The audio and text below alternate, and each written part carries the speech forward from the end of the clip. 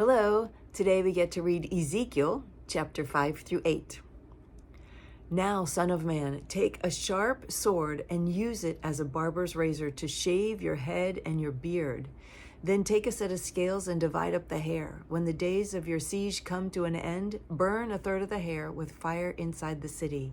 Take a third and strike it with the sword all around the city, and scatter a third to the wind, for I will pursue them with drawn sword. But take a few strands of hair and tuck them away in the folds of your garment. Again, take a few of those and throw them into the fire and burn them up. A fire will spread from there to the whole house of Israel.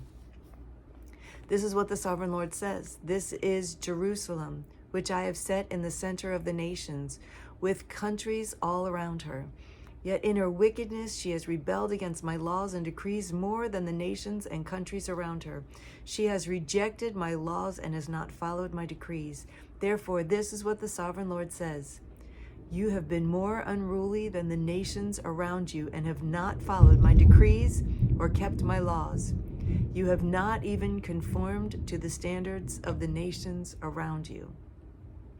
Therefore, this is what the sovereign Lord says. I myself am against you, Jerusalem, and I will inflict punishment on you in the sight of the nations.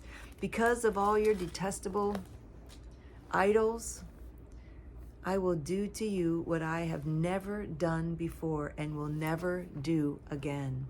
Therefore, in your midst, fathers will eat their children, and children will eat their fathers. I will inflict punishment on you and will scatter all your survivors to the winds. Therefore, as surely as I live, declares the sovereign Lord, because you have defiled my sanctuary with all your vile images and detestable practices, I myself will withdraw my favor. I will not look on you with pity or spare you. A third of your people will die of the plague or perish by famine inside you. A third will fall by the sword outside your walls, and a third I will scatter to the winds and pursue with drawn sword. Then my anger will cease and my wrath against them will subside, and I will be avenged. And when I have spent my wrath upon them, they will know that I, the Lord, have spoken in my zeal. I will make you a ruin and a reproach among the nations around you in the sight of all who pass by. You will be a reproach and a taunt, a warning and an object of horror to the nations around you when I inflict punishment on you in anger and in wrath and with stinging rebuke. I, the Lord, have spoken. When I shoot at you with my deadly and destructive arrows of famine, I will shoot to destroy you. I will bring more and more famine upon you and cut off your supply of food. I will send famine and wild beasts against you, and they will leave you childless. Plague and bloodshed will sweep through you, and I will bring the sword against you. I, the Lord, have spoken. Chapter 6. The word of the Lord came to me, Son of man, set your face against the mountains of Israel, prophesy against them, and say, O mountains of Israel, hear the word of the sovereign Lord. This is what the sovereign Lord says to the mountains and hills, to the ravines and valleys. I am about to bring a sword against you, and I will destroy your high places. Your altars will be demolished, and your incense altars will be smashed, and I will slay your people in front of your idols. I will lay the dead bodies of the Israelites in front of their idols, and I will scatter your bones around the altars. Wherever you live, the towns will be laid waste and the high places demolished, so that your altars will be laid waste and devastated, your idols smashed and ruined, your incense altars broken down, and what you have made wiped out. Your people will fall slain among you, and you will know that I am the Lord. But I will spare some, for some of you will escape the sword, and when you are scattered among the lands and nations. That seems like But I will spare some, for some of you will escape the sword when you are scattered among the lands and nations. There we go. Then in the nations where they have been carried captive, those who escape will remember me, how I have been grieved by their adulterous hearts, which have turned away from me, and by their eyes, which have lusted after their idols. They will loathe themselves for the evil they have done and for all their detestable practices, and they will know that I am the Lord. I did not threaten in vain to bring this calamity on them. This is what the sovereign Lord says. Strike your hands together and clap your feet and cry out, Alas! Because of all the wicked and detestable practices of the house of Israel, for they will fall by the sword, famine, and plague. He that is far away will die of the plague. He that is near will fall by the sword, and he that survives and is spared will die of famine. So will I spend my wrath upon them. And they will know that I am the Lord when their people lie slain among the idols around their altars, and on every high hill, and on all the mountaintops, under every spreading tree and every leafy oak, places where they offered fragrant incense to their idols. Fragrant to their idols, period. And I will stretch out my hand against them and make the land a desolate waste from the desert to Diblah, wherever they live. Then they will know that I am the Lord. Chapter 7.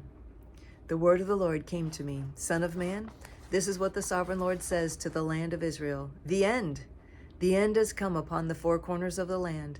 The end is now upon you, and I will unleash my anger against you. I will judge you according to your conduct and repay you for all your detestable practices. I will not look on you with pity or spare you. I will surely repay you for your conduct and the detestable practices among you. Then you will know that I am the Lord. This is what the sovereign Lord says. Disaster, an unheard of disaster is coming. The end has come. The end has come. It has roused itself against you. It has come. Doom has come upon you, you who dwell in the land. The time has come. The day is near. There is panic, not joy, upon the mountains. I am about to pour out my wrath on you and spend my anger against you. I will judge you according to your conduct and repay you for all your detestable practices. I will not look on you with pity or spare you. I will repay you in accordance with your conduct and the detestable practices among you. Then you will know that it is I, the Lord, who strikes the blow. The day is here. It has come. Doom has burst forth. The rod has budded. Arrogance has blossomed. Violence has grown into a rod to punish wickedness. None of the people will be left, none of that crowd, no wealth, nothing of value. The time has come. The day has arrived. Let not the buyer rejoice, nor the seller grieve, for wrath is upon the whole crowd. The seller will not recover the land he has sold as long as both of them live. For the vision concerning the whole crowd will not be reversed. Because of their sins, not one of them will preserve his life. Though they blow the trumpet and get everything ready, no one will go into battle, for my wrath is upon the whole crowd. Outside is the sword, inside are plague and famine. Those in the country will die by the sword, and those in the city will be devoured by famine and plague. All who survive and escape will be in the mountains, moaning like doves of the valley, each because of his sins. Every hand will go limp, and every knee will become as weak as water. They will put on sackcloth and be clothed with terror. Their faces will be covered with shame, and their heads will be shaved. They will throw their silver into the streets, and their gold will be an unclean thing. Their silver and gold will not be able to save them in the day of the Lord's wrath. They will not satisfy their hunger or fill their stomachs with it, for it has made them stumble into sin. They were proud of their beautiful jewelry and used it to make their detestable idols and vile images. Therefore, I will turn these into an unclean thing for them. I will hand it over as plunder to foreigners and as loot to the wicked of the earth, and they will defile it.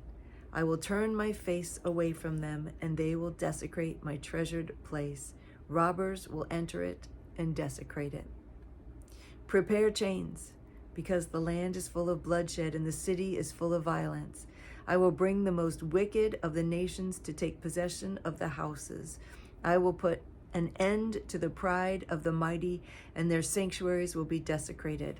When terror comes, they will seek peace, but there will be none. Calamity upon calamity will come, and rumor upon rumor. They will try to get a vision from the prophet. The teaching of the law by the priest will be lost, as will the counsel of the elders. The king will mourn.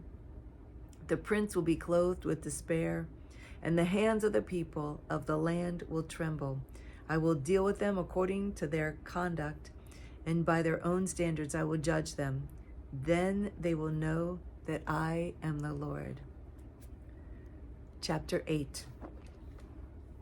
In the 6th year, in the 6th month, on the 5th day, while I was sitting in my house, and the elders of Judah were sitting before me, the hand of the sovereign Lord came upon me there.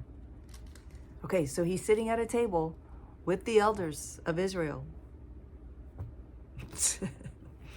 I looked and I saw a figure like that of a man. From what appeared to be his waist down, he was like fire, and from there up, his appearance was like the bright as glowing metal. He stretched out what looked like a hand and took me by the hair of my head. The Spirit lifted me up between earth and heaven, and in visions of God, he took me to Jerusalem, to the entrance to the north gate of the inner court, where the idol that provokes to jealousy stood. And there before me was the glory of the God of Israel, as in the vision I had seen in the plain. Then he said to me, Son of man, look toward the north. So I looked, and in the entrance north of the gate of the altar, I saw this idol of jealousy. And he said to me, Son of man, do you see what they are doing? The utterly detestable things the house of Israel is doing here, things that will drive me far from my sanctuary, but you will see things that are even more detestable. Then he brought me to the entrance to the court. I looked and I saw a hole in the wall.